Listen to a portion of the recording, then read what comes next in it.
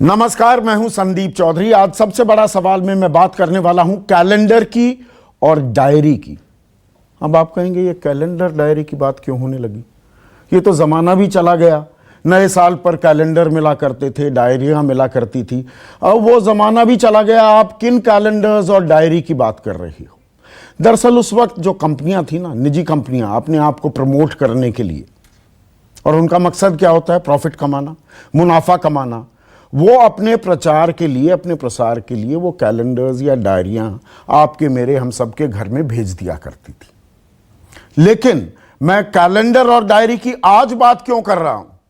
क्योंकि अब राजनीतिक पार्टियां भी कैलेंडर जारी करने लगी हैं, और वो भी निजी कंपनियों की तरह हो गई हैं। उनका मुख्य मकसद देश सेवा नहीं, समाज सेवा नहीं है।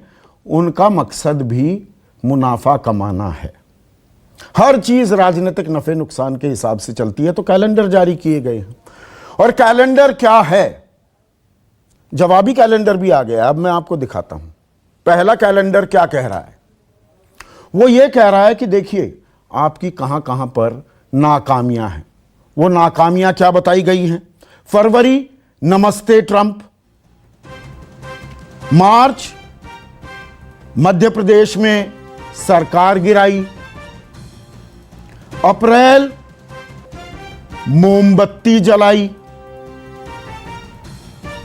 मई, सरकार की 6वीं सालगिरह। जून, बिहार में वर्चुअल रैली। और इस महीने की बात, जुलाई की बात, राजस्थान सरकार गिराने की कोशिश। यह वार किया गया है ये कहते हुए कि देखिए ये सरकार की उपलब्धियां हैं। अब पलटवार क्या किया गया? पलटवार यह किया गया कि फरवरी, शाहीन बाग और दंगे। मार्च, ज्योतिरादित्य और मध्य प्रदेश को गंवाना। अप्रैल, प्रवासी मजदूरों को उकसाना। आपको ध्यान होगा अप्रैल में प्रवासी मजदूरों का मुद्दा बहुत जोर शोर से उठा था।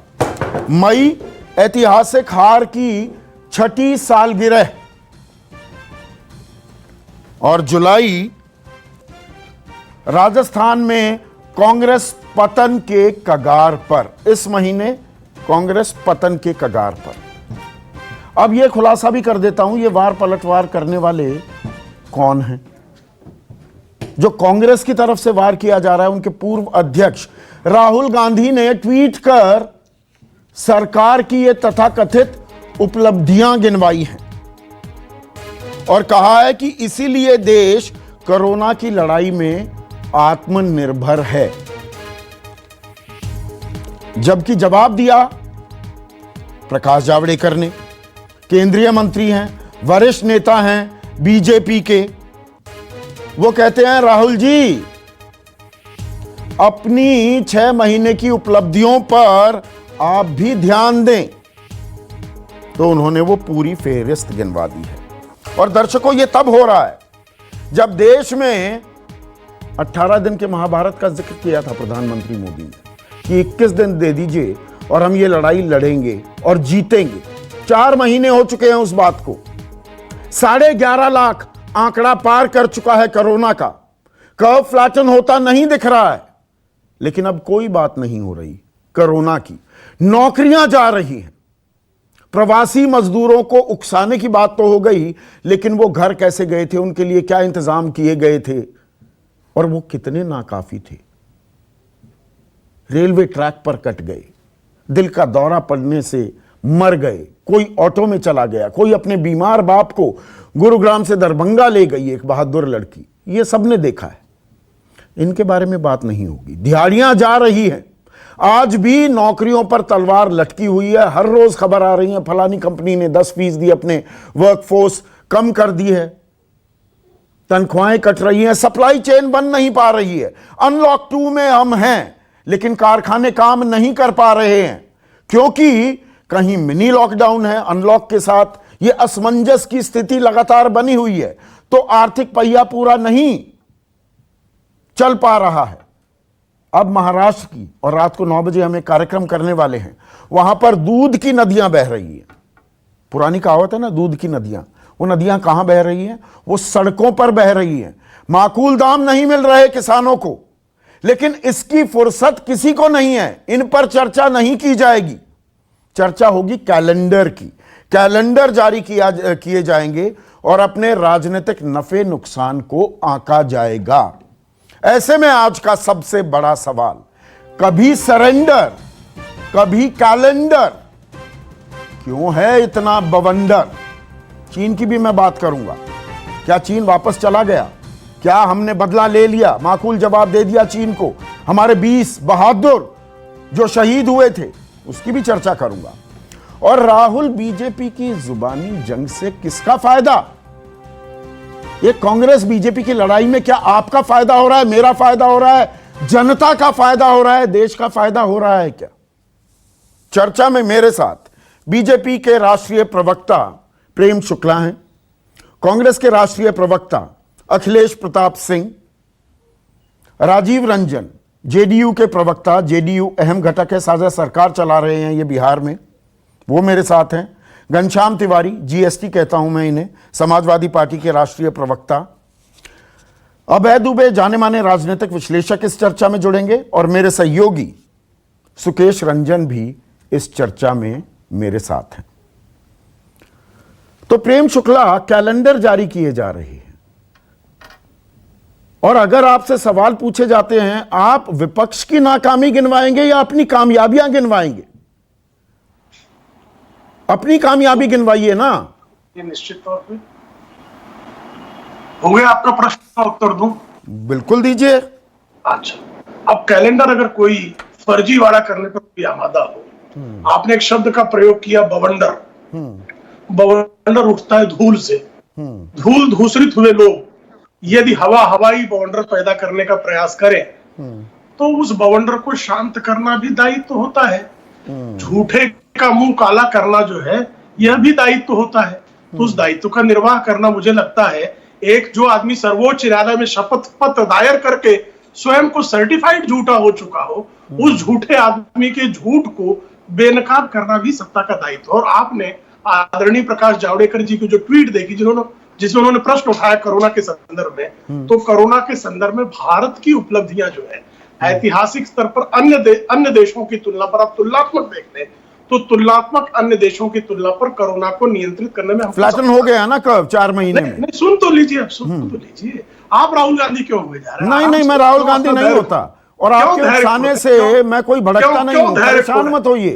सवाल का जवाब दीजिए। 18 दिन की महाभारत थी, 21 दिन में लड़ाई जीतने वाले थे, 11.5 लाख का हो गया आंकड़ा, उसका जवाब नहीं है क्या? प्रेम शुक्ला, जवाब नहीं है क्या? जवाब दीजिए। और आप तो पूछ लीजिए।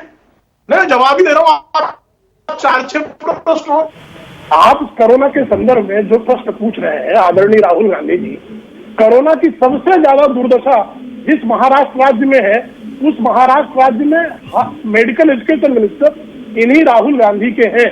हर चौथा कोरोना का पेशेंट कहाँ का है? महाराष्ट्र का है।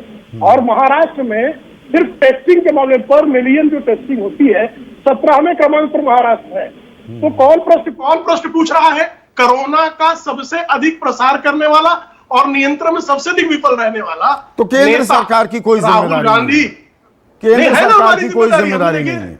निश्चित हमारी जिम्मेदारी, बता रहा हूं ना।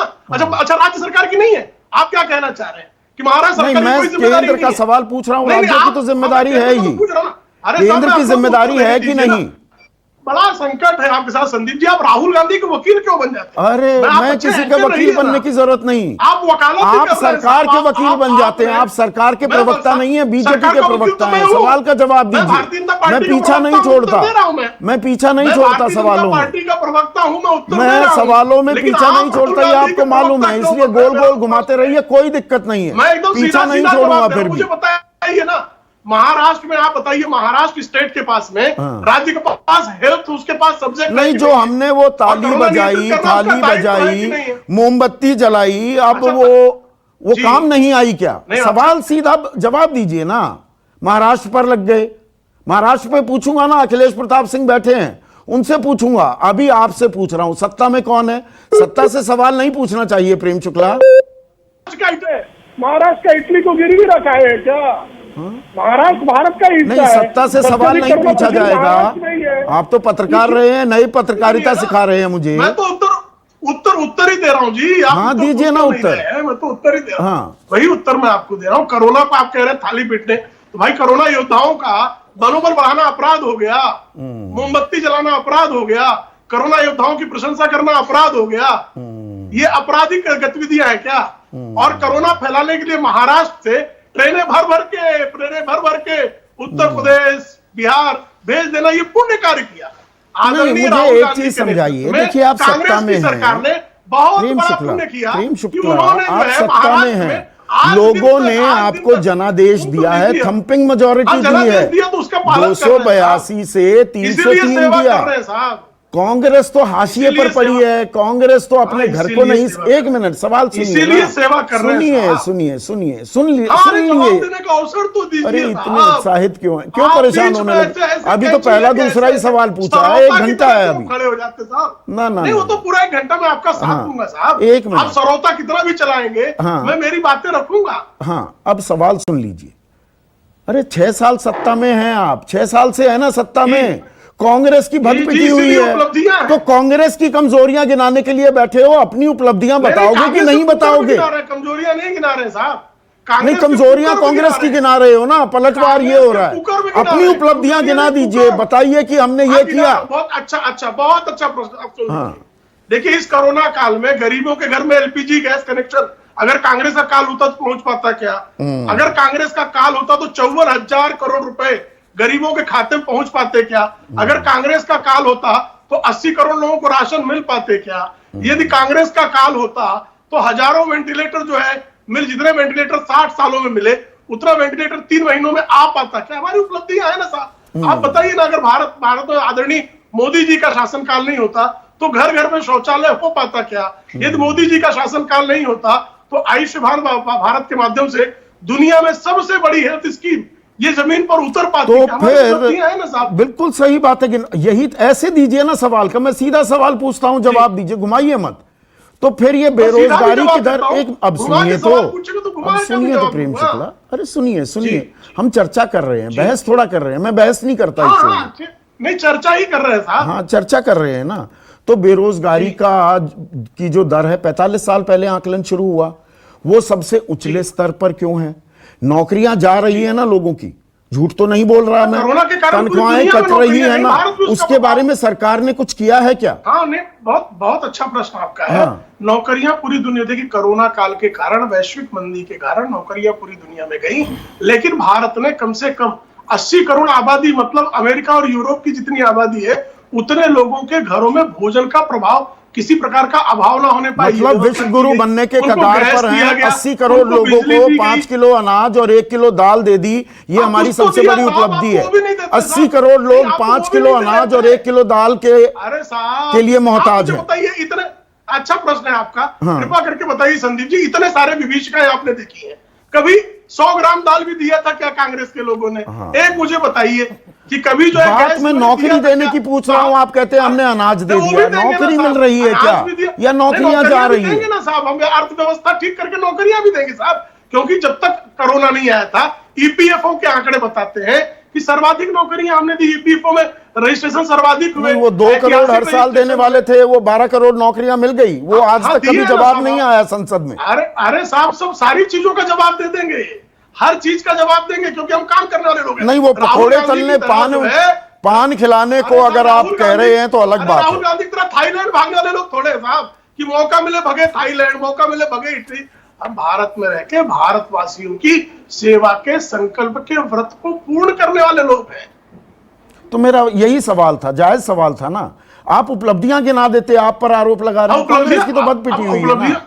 अब उपलब्धियां तो आपने पूछा तो गिना दिया। हाँ। और अगर उन्होंने अनर्गल आरोप लगाया तो उसका उत्तर भी दे दिया। अनर्गल आरोप थे, अनर्गल आरोप थे। फरवरी में नमस्ते ट्रंप हुआ कि नहीं हुआ? अगर नमस्ते ट्रंप हो तो अपराध था। अगर जॉर्ज डब्ल्यू बुश भारत आए तो सिंग किंग हो गए। नहीं, इसमें कहा ये हो गया तो ये विफलता हो गई। नहीं, एक पॉइंट में लूंगा, मुझे भी जवाब दीजिए। नहीं, इसी पॉइंट का मुझे जवाब दीजिए।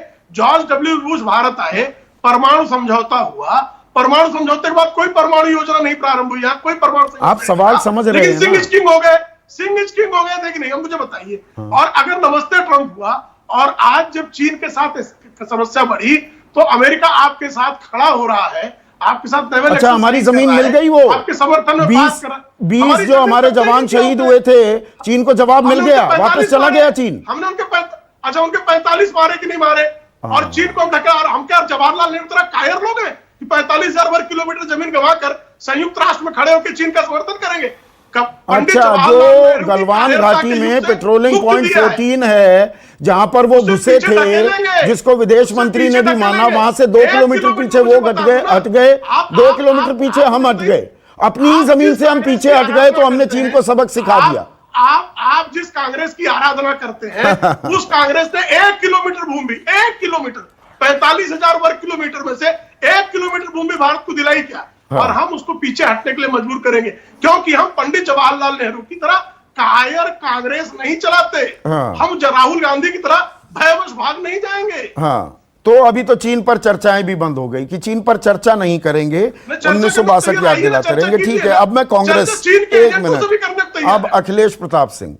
अखिलेश प्रताप सिंह, ये कैलेंडर जारी कर देते हो, कैलेंडर जारी कर रहे हो, अपने घर को तो संभाल लो अखिलेश प्रताप सिंह। आप घर को संभाल नहीं रहे, देश की फिक्र कर रहे हैं। पहले घर को संभाल लो, देश की भी फिक्र करना। मैं बोलूं? जी बोलिए। हम जीवंत विपक्ष हैं, देश मेरे लिए पहले है। अभी मैं सुन रहा था आदरणीय शुक्ला जी, और वो इतनी मोदी जी की तारीफ कर रहे थे, बता रहे थे कि सब कुछ कर दिया।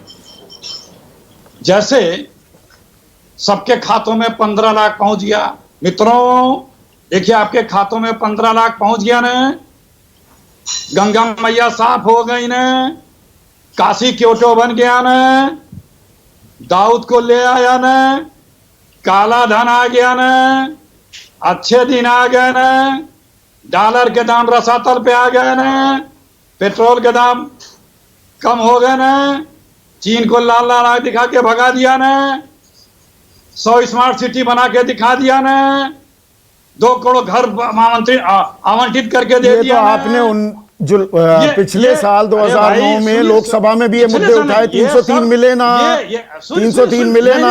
अरे प्लीज बीजेपी को प्लीज बोल लेने दीजिए, 15 मिनट बोले। शुक्ला थोड़ा रुक जाइए, आपको भी पूरा मौका दूंगा, पर टोकता रहूंगा। उनको भी टोका, आपको भी टोकूंगा। हाँ, एकदम स्वागत है, स्वागत है। हाँ। तो इतनी तारीफ कर रहे थे, मैंने गिनाया कि क्या क्या मोदी ये सब गिनाया। पिछले साल 303 मिले, 303। सुनिए, हम हमेशा गिनाएंगे जब तक नहीं मिलेंगे।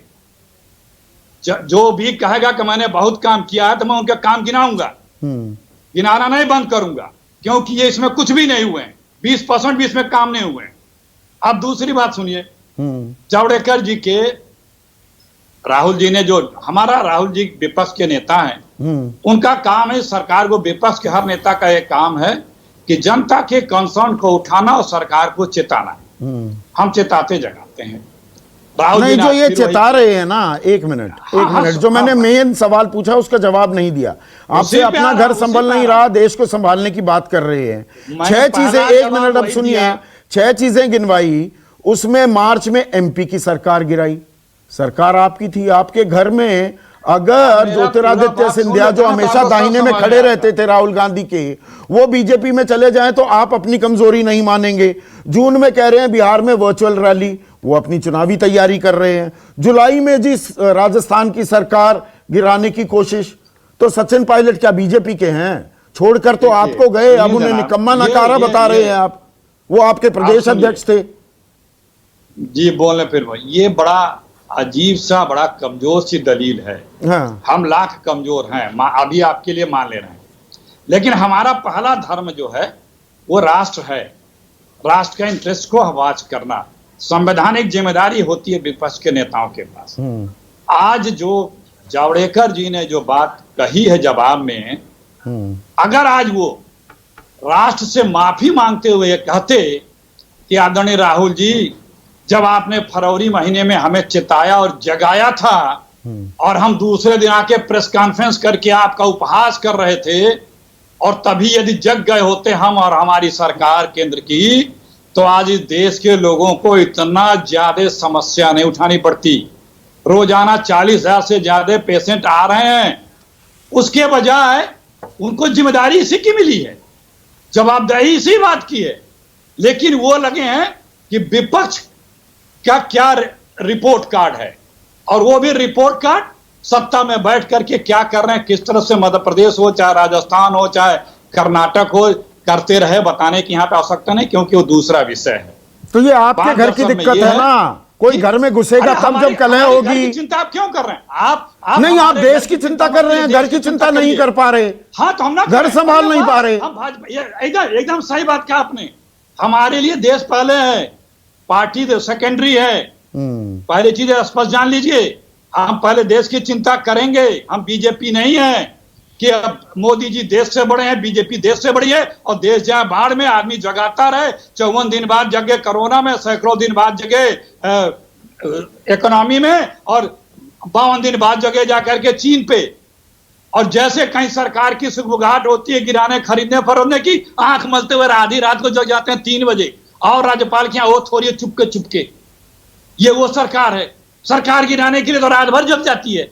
और जब जनता की समस्याओं की बात आती है कि जगो भैया, ढोल पीजा बजाता है, देश जगाता है, पार्टियां जगाती हैं, राजीव रंजन, एक मिनट। अब राजीव रंजन, मुझे ये बताइए, अगर विपक्ष सवाल नहीं उठाएगा तो सवाल कौन उठाएगा? और विपक्ष की नाकामी गिनाने से काम चल जाता है क्या? जो यहां पर सवाल उठाए जा रहे हैं कि भाई नमस्ते ट्रंप किया, वो सवाल किस लिए है? 30 जनवरी को पहला कोरोना केस भारत में रिपोर्ट हो गया था। 24 फरवरी को आप खैर मकदम कर रहे हैं, 1.25 लाख लोग लगे हुए हैं, वहां जुट गए मोटेरा स्टेडियम में। सवाल इस बात को लेकर है, तो ये सवाल नहीं उठाए जाएं क्या? या यहां पर कि तुम्हारी कमीज मेरी कमीज से सफेद कैसे, दाग गिनवाते रहो एक दूसरे को, और आम आदमी बैठा रहे, उसको मुख्य सवालों के जवाब ही ना मिले। आपदा और युद्ध के समय जिस तरह से देश विभाजित है, राजनीतिक दलों के अंदर संकीर्ण राजनीतिक हितों को साधने के लिए जो बेचैनी है, हम कह सकते हैं कि इससे शर्मनाक कोई दृश्य नहीं हो सकता है। आज चाहे वो चीन का सवाल हो या कोरोना का सवाल, इन सवालों पर हिंदुस्तान में विपक्ष ने जिस गैर जिम्मेदाराना तरीके से अपनी भूमिका निर्धारित की है, वो कहीं ना कहीं अफसोस के जैसा है। और एक बात बिल्कुल साफ है, जब आप कोरोना के बढ़ते मामलों की बात करते हैं, जिन 5 राज्यों में सबसे ज्यादा 7 लाख मामले दर्ज हुए, उसमें अकेले महाराष्ट्र में 3 लाख मामले हैं। राज्य सरकार इनकी है और स्वास्थ्य सुविधाएं वहां इनकी है। जब भी केंद्र की आलोचना का सवाल होगा तो देश केंद्र के जरिए केवल आप तो नहीं चला रहे हैं, राज्यों की भूमिका भी है, आपकी सरकारें। तो मतलब देश की दिक्कत यह है कि विपक्ष बहुत गैर जिम्मेदार है, सत्ता पक्ष बहुत जिम्मेदार रुख। एक मिनट राजीव रंजन, एक मिनट, उन सवालों पर आपकी भूमिका क्या है? एक मिनट राजीव रंजन, मेरा सवाल सुनिए। एक मिनट, मेरा सवाल सुनिए। सवाल पर राजीव रंजन, सवाल सुनिए ना, सवाल सुनिए राजीव रंजन। देख रही है, और वैसी स्थिति में अगर आप बार बार देश की आलोचना करते हैं तो कहीं ना कहीं हिंदुस्तान को भी नहीं, ये देश की आलोचना, सवाल करना आलोचना क्यों होता है? राजीव रंजन, आप तक आवाज आ रही है मेरी? ये आलोचना, सवाल करना आलोचना या अपमान कर दिया, बदनाम कर दिया, सवाल ये है, मतलब विपक्ष गैर जिम्मेदाराना है, सत्ता पक्ष पूरी जिम्मेदारी निभा रहा है। 24 मार्च को देश में लॉकडाउन होता है, 23 मार्च को मध्य प्रदेश में शपथ ग्रहण समारोह हो रहा था, सरकारें गिराई जा रही थी, सरकारें बनाई जा रही थी। आज 11.5 लाख से ऊपर आंकड़ा जा रहा है। राजस्थान में जो तमाशा चल रहा है, घोड़ों की मंडी लगी हुई है, किस तरफ हरियाली ज्यादा है, वो देखने को मिल रहा है।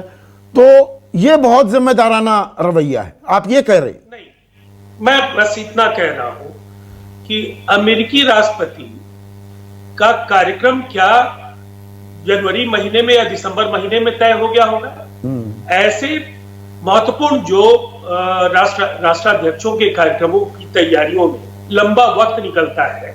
सरकारें किसी की भी हो, कई राजनयिक दायित्व नहीं, तैयारी कीजिए, उनका खैर मकदम कीजिए, पर हमारी कोरोना की तैयारी नहीं थी ना, सवाल वहां है।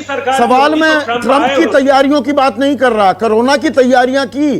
30 जनवरी को पहला केस रिपोर्ट हो गया था। नहीं है, देखिए, अगर आप दुनिया के तमाम समर्थ और शक्तिशाली राष्ट्रों की बात अगर करेंगे, वहां आधारभूत संरचना होने के बाद, आबादी का घनत्व कम होने के बावजूद वहां भी परेशानियां आई हैं। हिंदुस्तान दुनिया की दूसरी बड़ी आबादी का देश है और घनत्व के मामले में हिंदुस्तान दुनिया में बहुत ज्यादा, चीन के मुकाबले भी आपकी घनी आबादी ज्यादा है। वैसी स्थिति में कठिनाइयां सामने है, लेकिन ये सफेद तो और वो इतनी कठिनाइयां थी कि मध्य प्रदेश में सरकार गिरानी है, फिर राजस्थान का नंबर आ जाता है, ये सब कोरोना काल में ही हो रहा है। मामले महाराष्ट्र के वो नहीं दिखते हैं। पहले प्रथम जो 5 राज्यों में अगर आधे संक्रमित मरीज महाराष्ट्र में है, वो नहीं दिखते हैं।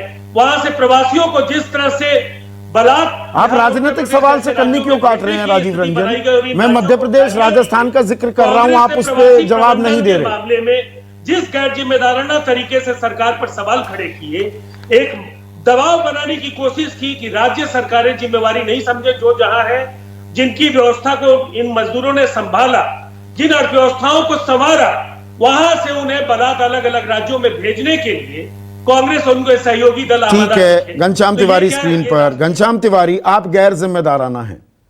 संकट काल, संक्रमण काल में सरकार के साथ चलना चाहिए, कदम ताल करनी चाहिए, सरकार का सहयोग करना चाहिए। आप उल जलूल सवाल उठाते हैं। देखिए, हम काल्पनिक बातें तो कर नहीं रहे। आज बिहार का जो भी व्यक्ति इस बहस को देख रहा होगा वो जानता है बिहार में टेस्ट पर मिलियन 2500 है। देश के किसी भी अन्य राज्य से आधा है टेस्ट। नहीं, सरकार अब दावा कर रही है 15 जुलाई से 10,000 पर मिलियन करने लगे। मैं प्रति लाख की बेसिस बिहार में, अच्छा, प्रति लाख आईसीएमआर का डेटा मेरे सामने है, प्रति लाख की बेसिस के जो कि प्रेम शुक्ला ने शुरू किया। देश में सबसे कम टेस्ट पर मिलियन अगर जिन राज्यों में है तो बिहार में है, तेलंगाना में है, उत्तर प्रदेश में है, मध्य प्रदेश में है, गुजरात में है, उत्तराखंड में है। उसके बाद भारत का औसत आता है। इन राज्यों में किसकी सरकारें हैं? 2 महीने से आपने बिहार के मुख्यमंत्री को नहीं देखा, उप मुख्यमंत्री को नहीं देखा। जिस तरीके से तबलीगी के ऊपर आरोप लगा, आज उसी तरीके से प्रधानमंत्री के ऊपर आरोप लग रहा है कि उनकी 4 जुलाई की रैली के चलते भारतीय जनता पार्टी के कार्यालय में तमाम लोगों को, उनके प्रदेश अध्यक्ष को कोविड हो गया। तो जिस राज्य में रोज तस्वीरें आ रही हैं कि मरीज बेड पर पड़ा हुआ है 2 दिनों से मृत, उसके आसपास अन्य मरीज हैं, स्वास्थ्य मंत्री कुछ जवाब नहीं दे रहे हैं, जिसकी पूरी व्यवस्था धराशायी हो गई है।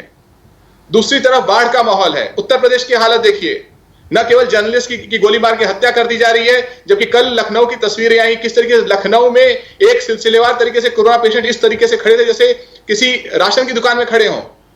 कर्नाटक में देखिए इमरजेंसी जैसे हालात हैं, हॉस्पिटल में पिग्स घूम रहे हैं, सुअर घूम रहे हैं। उसके बाद आप किसी अन्य मध्य प्रदेश का हालत देखिए। तो सरासर जो प्रधानमंत्री 21 दिन में कोरोना की लड़ाई जीत करके बैठे हैं, उनके लिए तो ये आत्मनिर्भर भारत है। अपने से लड़िए, अपने से बेड के लिए ढूंढते रहिए, ढूंढते समय मर जाइए। आज देश की सबसे बड़ी पीड़ा क्या है? 12 करोड़ लोगों की नौकरी गई। भारतीय जनता पार्टी का कोई नेता उसके बारे में नहीं बोलता। 1 करोड़ बच्चे हैं जिनके टीके नहीं लगे हैं। भारतीय जनता पार्टी का कोई स्वास्थ्य मंत्री इसके बारे में नहीं बोलता। जिन अस्पतालों में बेड के बगैर पेशेंट रुके हुए हैं, कभी किसी स्वास्थ्य मंत्री, मंगल पांडे बिहार के स्वास्थ्य मंत्री हैं, एक बयान बताइए बेड के बारे में। उन्होंने कहा हो आज का अखबार दिखाइए, हर हॉस्पिटल के बारे में कितने बेड्स अवेलेबल हैं। तो ये झूठ मनगढ़ंत बातें बंद होनी चाहिए। नहीं, पर आरोप प्रत्यारोप से फायदा किसका है? आप चुनावी अपना फायदा, राजनीतिक फायदा नुकसान आंक रहे हैं हर बातों में। ये साथ चल के संग मिलकर लड़ाई लड़ी जाएगी कि आरोपों में ही ये कोरोना पर हम जीत हासिल कर लेंगे? ये इस देश में ट्रेन रोक देना, जहां मजदूरों को सैकड़ों किलोमीटर चलना पड़े, कौन सी राजनीति है? सैकड़ों लोग ट्रेन में मर जाएं, आप सुप्रीम कोर्ट बता नहीं पाएंगे कितने लोग मरे, कौन सी राजनीति है? आप लोगों को 5 किलो चावल दे रहे हैं, एक किलो दाल दे रहे हैं और 15 लाख रुपए देने की बात करते थे। 20 लाख करोड़ का जुमला आपने लोगों को फेंका। उस जुमले के हिसाब से प्रति परिवार 80,000 का मुनाफा होना चाहिए। हर परिवार कोई लाभ होना चाहिए। आप अपने दर्शकों से पूछिए, उनको उनके राज्य में कोई भी लाभ मिला इस सरकार से? कोई भी लाभ? ये काल्पनिक बातें नहीं है। हमारे प्रधानमंत्री हवाई बातें करते हैं, बिहार के मुख्यमंत्री दिखाई नहीं देते, उप मुख्यमंत्री दिखाई नहीं देते, स्वास्थ्य मंत्री गायब हैं। भारतीय जनता पार्टी के और उसके सहयोगी दल के 2 प्रवक्ता हैं यहाँ पे। किसी से भी भारतीय जनता पार्टी के किसी भी स्वास्थ्य मंत्री का इस महीने का कोई 2 बयान बतवा दीजिए। प्रेम शुक्ला, भारतीय जनता पार्टी राजनीति चलती रहेगी। अब मैं थोड़ा सा दायरा बढ़ा रहा हूं, 1 मिनट। अभय दुबे स्क्रीन पर। अभय दुबे, मतलब राजनीतिक, मैंने जो शुरुआत में कहा ना कि निजी कंपनियां हमें कैलेंडर और डायरी दिया करती थी, उनका मुख्य मकसद होता है मुनाफा कमाना। अब राजनीतिक दल भी कैलेंडर और डायरी जारी कर रहे हैं। यहां पर लड़ाई लड़ने की बात है, कोरोना की मैंने बात की, पर जो विकट समस्या है बेरोजगारी का दर, अब वो पहले कोरोना काल के शुरुआती दिनों से तो घट गया, थोड़ा 27% तक गया था, अब 9-10 पर आ गया है, पर अभी भी करोड़ों लोगों की नौकरियां चली गई। ये एक हकीकत है, तनख्वाहें कट रही हैं, पर इन पर हम चर्चा नहीं करेंगे, इन पर कोई बहस नहीं होगी, इन पर कोई राजनीतिक बयान नहीं होगा, कोई आश्वासन, कोई भरोसा भी नहीं दिया जाएगा।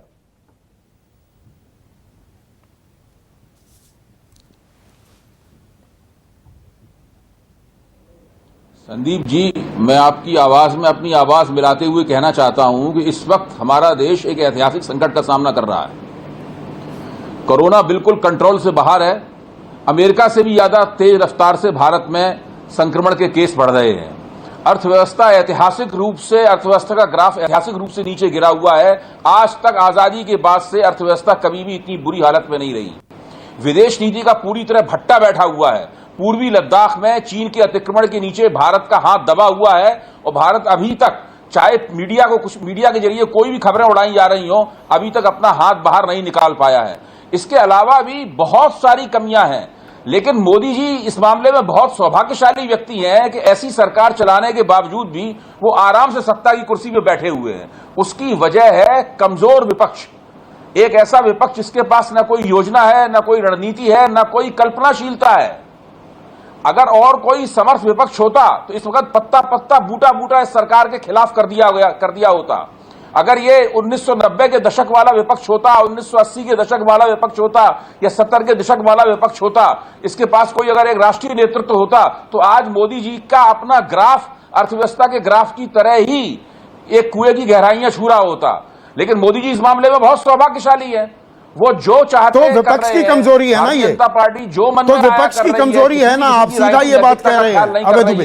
लेकिन फिर भी मोदी जी की लोकप्रियता टिकी हुई है क्योंकि कमजोर विपक्ष है, विपक्ष कमजोर है। और यहां पर सुकेश, हेलो, एक मिनट, एक, हाँ, आपके पास शायद आवाज पूरी नहीं जा रही है, दोबारा से मैं कनेक्शन कराता हूं। हाँ, विपक्ष बहुत कमजोर है, विपक्ष के पास कोई योजना नहीं है। हाँ। मैं इसका उदाहरण देता हूं संदीप जी, मैं इसका एक उदाहरण देता हूं। अभी कांग्रेस के राजनीति पर गहरी निगाह रखने वाले एक वरिष्ठ पत्रकार ने टीवी कार्यक्रम में यह कहा कि राहुल गांधी कांग्रेस के डिफेक्टो अध्यक्ष हैं। मैं ये सवाल पूछना चाहता हूं कि राहुल गांधी कांग्रेस के डिफेक्टो अध्यक्ष क्यों हैं? वो डिजूरी अध्यक्ष क्यों नहीं है? अगर जब तक राहुल गांधी कांग्रेस के डिफेक्टो अध्यक्ष बने रहेंगे, डिजूरी अध्यक्ष नहीं होंगे, तब तक तो कांग्रेस का आला कमान न राजस्थान अपने किसी भी सूबे की समस्याओं से निपटने में नाकाम रहेगा। विपक्ष बहुत कमजोर हालत में है, क्षेत्रीय शक्तियां भी कोई बहुत मजबूत हालत में नहीं है। आप बिहार में देखिए, तो ये विपक्ष की कमजोरी है ना। एक मिनट, अब सुकेश रंजन स्क्रीन पर। सुकेश, बात ये है, देखिए हम दिक्कत में हैं, कोरोना काबू में नहीं आ रहा है, और इसमें कतई कोई ये सरकार कोरोना नहीं लेकर आई है, पर सरकार की जिम्मेदारी बनती है कोरोना पर किस तरह से काबू किया जाए, लोगों को क्या सहूलियत दी जाए, यह सरकार की जिम्मेदारी है। और ये सवाल पूछे भी जाएंगे, लेकिन इन सवालों में, और मैं अपनी चौथे खंबे की भी जिम्मेदारी कहीं ना कहीं तय करना चाहूंगा कि अगर आप पिछले 20 दिनों से देखेंगे तो खबर हो गई है विकास दुबे, खबर हो गई है राजस्थान, अब राम मंदिर में भूमि पूजन हो रहा है। कोरोना में जो दिक्कतें हैं वो रोजगार की हों, मैंने दूध की नदियां जो बहने की बात है, सड़क पर दूध बहा रहे हैं किसान क्योंकि उन्हें कीमत नहीं मिल रही। वो कहते हैं 10 लीटर और बढ़ाओ, 10 रुपए प्रति लीटर, 21 रुपए हमें दूध बेचना पड़ रहा है, उससे काम नहीं चलेगा। इन बातों पर चर्चा ही नहीं हो पा रही है, और चर्चा होती है तो इसीलिए अगर आपकी कमजोरी गिनाई जाए तो आप विपक्ष की कमजोरी गिना दो, बात खत्म हो गई। ये कन्वीनियंट पॉलिटिक्स हो रही है, ये इमैच्योर पॉलिटिक्स है, ये कन्वीनियंट पॉलिटिक्स से ज्यादा इमैच्योर पॉलिटिक्स है। जीवंत लोकतंत्र में सवाल करना यह अलोकतांत्रिक नहीं है। सबसे पहली बात, ये लोकतंत्र की खूबसूरती है, ये लोकतंत्र को मजबूत करता है, और इसकी एक परंपरा रही है। आप बीजेपी और उनके एलाई से बात करेंगे तो वो कोरोना, मैं एक एक करके बताता हूं, वो कोरोना के बारे में वो विपक्षी स्टेट्स बता देंगे कि महाराष्ट्र में हालत देख लीजिए क्या हो गया, छूटते ही महाराष्ट्र में दूध की नदियां बह रही है, बंगाल में क्या हो गया। आप विपक्ष से बात करिए तो वो आपको गिना देंगे मध्य प्रदेश में स्थिति क्या है देख लीजिए, कर्नाटक में स्थिति क्या है देख लीजिए, बिहार में बिगड़ रही है, बिहार में बिगड़ रही है देख लीजिए। मतलब यह है कि कोरोना से स्थिति खराब है। अगर दोनों पक्षों को सुना जाए तो ये निहितार्थ ये निकलता है कि स्थिति खराब है। इस पूरी बहस को सेंटर स्टेज में लाने की जिम्मेदारी हमारी तो है, हम तो कर भी रहे हैं। ये जिम्मेदारी किसकी है? आप एक एक करके देख लीजिए। कोरोना पे कांग्रेस की राय अलग, बाकी दलों की राय अलग। चीन पर भी चीन पे कांग्रेस की राय अलग, शरद पवार कहते हैं सरकार के साथ। मैं वही कह रहा था, चीन पे कांग्रेस की राय अलग। शरद पवार जो सबसे प्रमुख नेताओं में से एक है, रक्षा मंत्री रहे हैं, रक्षा मंत्री रहे हैं देश के, उनकी राय अलग। अनएम्प्लॉयमेंट पर तो कोई बात ही नहीं करता, चलिए ठीक है। जो दो बड़ी समस्याएं हैं जिस पे चर्चा होनी चाहिए थी इन दिनों में, और शायद साथ बैठ के होनी चाहिए थी, उस पे चर्चा नहीं होगी। राहुल भी आइसोलेशन में काम करते हैं। सबसे बड़ी दिक्कत यह है विपक्ष की जिम्मेदारी, और अभय दुबे की बात को आगे बढ़ाता हूं मैं। अभय जी ने कहा विपक्ष कमजोर है। यह जिम्मेदारी आखिर उन्होंने 90 के दशक के 70 के दशक की का उदाहरण दिया। उनके पास एक जेपी था, तो जेपी के इर्द गिर्द राजनीति घूमी और इंदिरा गांधी को घेरा गया। आप लेटेस्ट भी आ जाइए 2004 के पहले। मैं तो यह कहता हूं कि 2004 से लेकर 9 तक सरकार चली थी, लेफ्ट उस सरकार को समर्थन दे रही थी, लेकिन बीजेपी से ज्यादा विपक्षी रोल में वो हुआ करते थे। इसलिए चीजें लगता था पटरी पे हैं, सरकार बिल्कुल बेलगाम नहीं हो सकती। अब एक नया नैरेटिव यह है कि सरकार को देश को अपमानित मत करिए, सरकार से सवाल मत पूछिए। मैं उसका भी एक जवाब दे दूं। लड़ाई हुई चीन से, कहा गया अटल बिहारी वाजपेयी 36 साल के थे, उन्होंने कहा कि संसद आहूत की जानी चाहिए। संसद आहूत की गई, और जिस समय लड़ाई चल रही थी उस वक्त अटल बिहारी वाजपेयी ने ऑन रिकॉर्ड कहा, बहुत तीखा हमला किया उन्होंने जवाहरलाल नेहरू पे। इसकी एक परंपरा रही है, क्योंकि राम मनोहर लोहिया ने भी बिल्कुल कपड़े फाड़ दिए गए सरकार के, और सरकार ने सारे सवाल सुने। हेल्दी पॉलिटिकल डिबेट हमारी परंपरा रही है, लेकिन दिक्कत यह है कि यह बड़ा फियर्स हो गया, ये फियर्स बैटल, पॉलिटिकल बैटल हो गया है कि अगर राहुल गांधी ने यह कहा है तो हमारी तरफ से जवाब देना चाहिए। लेकिन राहुल गांधी की सबसे बड़ी दिक्कत यह है कि वो विपक्ष के नेता के तौर पर इमर्ज ही नहीं कर पाते। कांग्रेस विपक्ष के नेता के तौर पे चैम्बरलेन से। अब ये बताइए, मैं न्यूज रूम में पूछ रहा था कितने लोग चैम्बरलेन के बारे में जानते हैं, और आम आदमी कितना जानता है चैम्बरलेन के? कौन है भाई चैम्बरलेन? चलिए वो ठीक है, मैं उनके वार करने की मतलब वो किस लहजे में करना चाहते हैं वो उन पे छोड़ दीजिए। लेकिन एक नेचुरल पॉलिटिकल लीडर जो विपक्ष का होना चाहिए, जो सबको साथ लेकर चले, वो राहुल गांधी पर मेरी दिलचस्पी, आपने एक अहम टिप्पणी की है प्रेम शुक्ला, मतलब सवाल नहीं पूछे जाएंगे। चीन की बात कर लेते हैं, वो सवाल चिल्पो में कहीं गायब हो गया। मैं चिल्पो नहीं करता हूं इसलिए कभी भी शो में, मतलब चीन को जवाब मिल गया ना। पेट्रोलिंग पॉइंट 14 जहां पर वो 15 और 16 जून की दरमियानी रात घुसा था, 20 हमारे जवानों ने शहादत दी, उन्होंने हत्या की हमारे जवानों की। वहां से 2 किलोमीटर पीछे वो और 2 किलोमीटर पीछे हम, वो हमारी जमीन में था। ये जो बफर जोन बना ये हमारी जमीन पर बना है ना। चीन ने हमारी जमीन ली है नहीं ली है? 30 अप्रैल वाली यथास्थिति बरकरार है क्या? सरकार इसके बारे में क्यों नहीं बोलती? और इस सवाल पूछने में देश का सम्मान, अपमान या सेना का मनोबल कैसे गिरता है? सुकेश जी ने एक बहुत अच्छा मुद्दा उठाया कि जो है 1962 में आदरणीय अटल बिहारी वाजपेयी संसद में खड़े हुए और उन्होंने पंडित जवाहरलाल नेहरू का जो सारा कमियां थी उसको गिनाई, डॉक्टर राम मनोहर लोहिया ने गिनाई, महावीर त्यागी ने गिनाई। आप मुझे कृपा करके बताइए, 45,000 वर्ग किलोमीटर की जो 1963 में संसद में खड़े होकर संकल्प लिया गया कि हम अक्साई चीन जो है चीन से ले लेंगे, क्या हुआ साहब? क्या प्रयास किया गया? उसका भी उत्तर दे दीजिए। वो कांग्रेस की दिक्कत है, आप लगातार सवाल पूछते रहिए, वाजिब सवाल है प्रेम शुक्ला, पर 2020 का बताइए ना।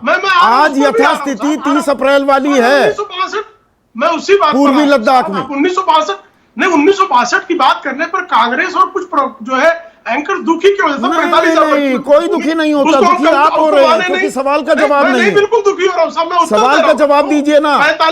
30 अप्रैल 2020 की यथास्थिति है, अभी वहां पर है या नहीं है? अरे मुझे बोलने तो दीजिए साहब, हाँ बोलिए, पूरा मौका। 45,000 वर्ग किलोमीटर भूमि क्या कब्जा हो गई कि नहीं हो गई? हुआ है, मनमोहन सिंह सबको के पता है। कार्यकाल में भूमि कब्जा हो गई कि नहीं हो गई?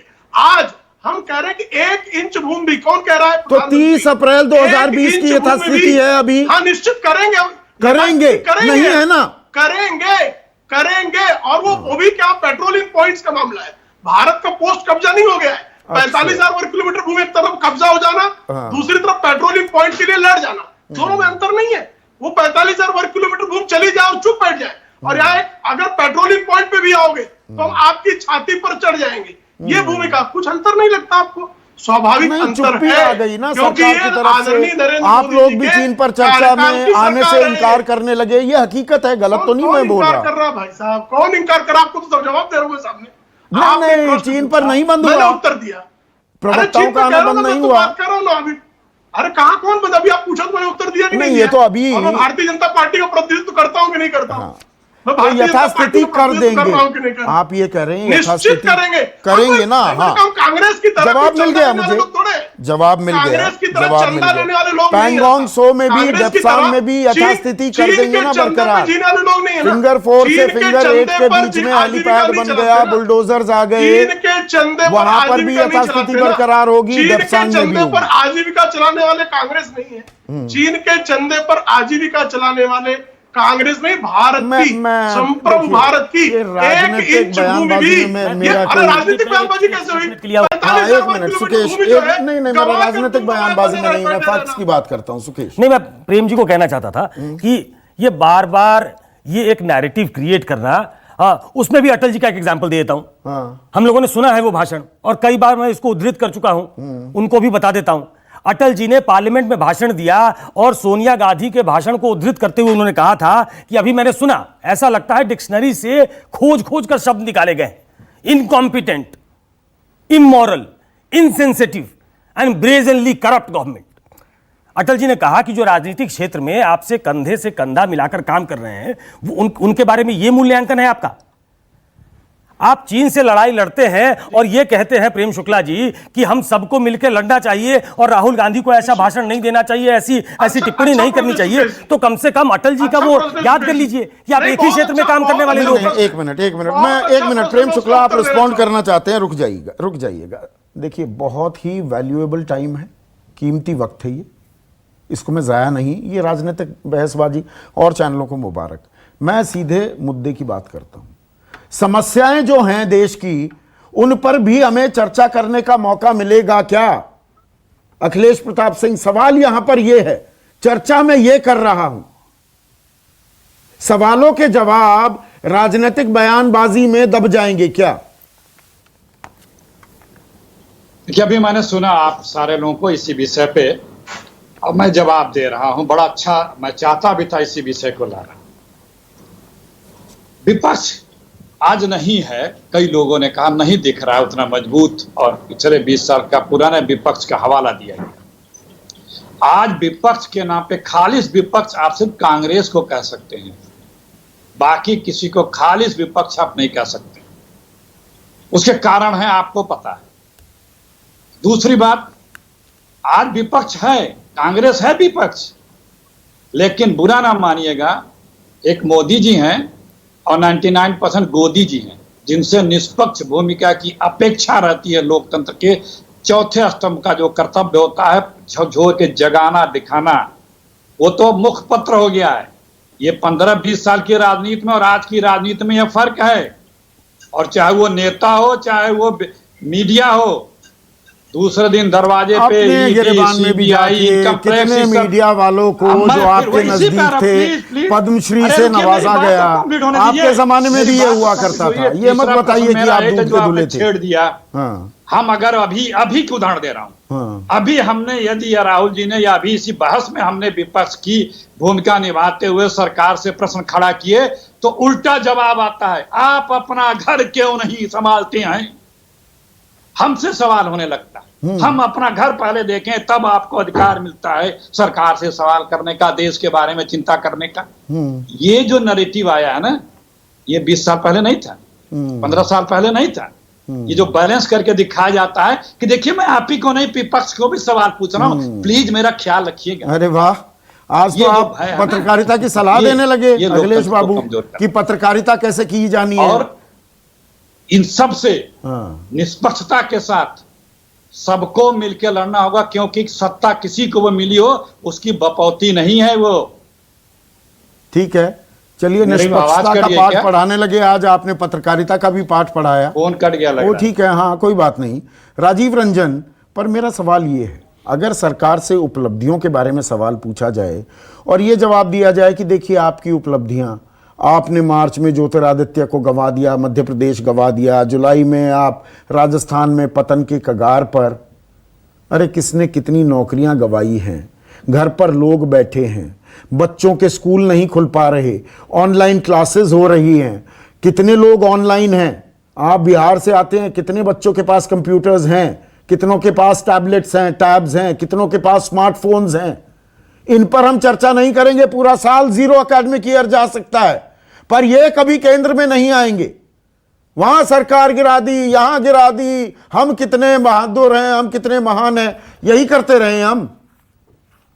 देखिए, सबसे पहले तो आपातकाल का जो विमर्श है, आपदा की स्थिति में जो डिस्कोर्स का तरीका है, वो जब तक नहीं बदलेगा तो ये पक्ष और प्रतिपक्ष का सवाल नहीं है। कांग्रेस से मैंने बस इतना ही कहा है कि अगर हम अपनी पीठ थपथपा रहे हैं और आपको ये पसंद नहीं है तो आप जरूर आलोचना कीजिए, लेकिन आप उन कमियों को जरूर स्वीकार कीजिए जहां आपकी जवाबदेही बनती है, और तब आप प्रहार अगर करेंगे तो वो नहीं, मेरा सवाल राजीव रंजन, मेरा सवाल ये है, देखिए प्रधानमंत्री ने कहा वो उत्साह वर्धन कर रहे थे, प्रोत्साहित कर रहे थे कोरोना वॉरियर्स को, लोगों में खौफ भी था कि भाई ताली बजाइए, थाली बजाइए, दिए जलाइए। देखिए, मुझे ये बताइए कितने दिन हो गए कोरोना पर प्रधानमंत्री को बोले?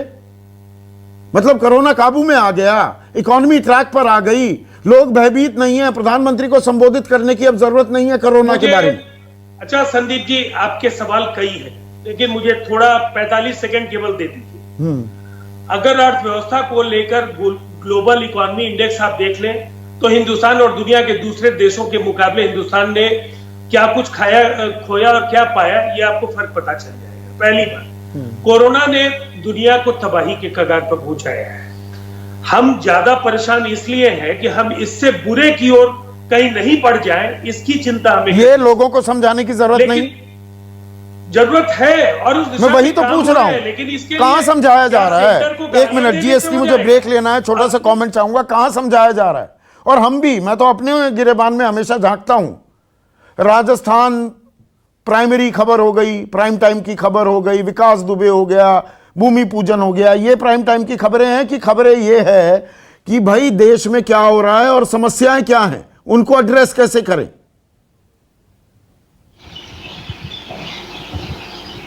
स्पष्ट है और वही लास्ट है। जो पार्टी इस समय नमस्ते ट्रंप का आयोजन कर सकती है, जो पार्टी इस समय दंगों में चुप रह सकती है, जो पार्टी इस समय सरकारें गिरा सकती है, जो पार्टी इस समय झूठ फैला सकती है, 20 लाख करोड़ जैसे जुमले सामने रख सकती है, इस समय नमस्ते ट्रंप का आयोजन कर सकती है, जो पार्टी इस समय दंगों में चुप रह सकती है, जो पार्टी इस समय सरकारें गिरा सकती है, जो पार्टी इस समय झूठ फैला सकती है, 20 लाख करोड़ जैसे जुमले सामने रख सकती है। मैं आपके दर्शकों से कहूंगा, कम से कम मुझे व्यक्तिगत रूप में भारतीय जनता पार्टी की प्रधानमंत्री, उनके मंत्रियों और उनकी सरकारों पे बिल्कुल भरोसा नहीं है। अगर मुख्यमंत्री गायब हो जाते हैं, उप मुख्यमंत्री गायब हो जाते हैं और प्रधानमंत्री को इतनी समझ नहीं है कि ऐसे समय में उन्हें बिहार में वर्चुअल रैली नहीं करनी चाहिए थी, पूरा भारतीय जनता पार्टी का कार्यालय वहां पे उनके एक रैली के चलते नहीं, ये बात आपने कही। अंतिम पड़ाव, आखिरी सवाल, अभय दुबे, राजनीतिक तू मैं में आम आदमी का क्या हासिल? देश का आम आदमी संदीप जी इस वक्त जिस हालत में है, इससे ज्यादा असहाय उसने अपने आप को कभी महसूस नहीं किया है। सरकार से उसने पूरी तरह उम्मीद छोड़ दी है और ना ही विपक्ष से उसे कोई उम्मीद है। आम आदमी की देखभाल करने वाला, उसकी परवाह करने वाला, उसके बारे में सोचने वाला ना कोई राजनीतिक दल है, ना कोई राजनीतिक नेता है। ठीक है सुकेश जी, हमारे सामने जो चुनौतियां हैं वो कोरोना है, वो चीन है, वो बेरोजगारी है, तमाम समस्याएं हैं। जरूरत है एक राष्ट्रीय कार्यक्रम बनाई जाए, उसमें विपक्ष को भी साथ लिया जाए, विपक्ष और सरकार साथ मिलकर चलें, उसका एक रास्ता निकालें। विपक्ष नकारा है, निकम्मा है, ये कह के सरकार भी अपनी जिम्मेदारियों से बच नहीं सकती है, और सिर्फ एक ट्वीट करके सवाल खड़े कर देना उससे विपक्ष का भी काम चलने वाला नहीं है। बिल्कुल। और ये जो लड़ाई है ना, सबको साथ मिलकर लड़नी होगी। ये ऐसे नहीं है कि यहाँ पर ज़मीन बटी हुई है, देश सभी का है और सभी के बारे में सोचने के लिए सभी राजनीतिक दलों को साथ चलना होगा। आज के लिए बस इतना ही। नमस्कार। नमस्कार, मैं हूं मानक गुप्ता। अगर आपको हमारा ये वीडियो पसंद आया हो तो इसे लाइक और शेयर जरूर करें और हां, हमें सब्सक्राइब और फॉलो करना ना भूलें ताकि आप देश और दुनिया की कोई खबर मिस ना करें। तो जुड़े रहिए हमारे साथ और देखते रहिए News 24।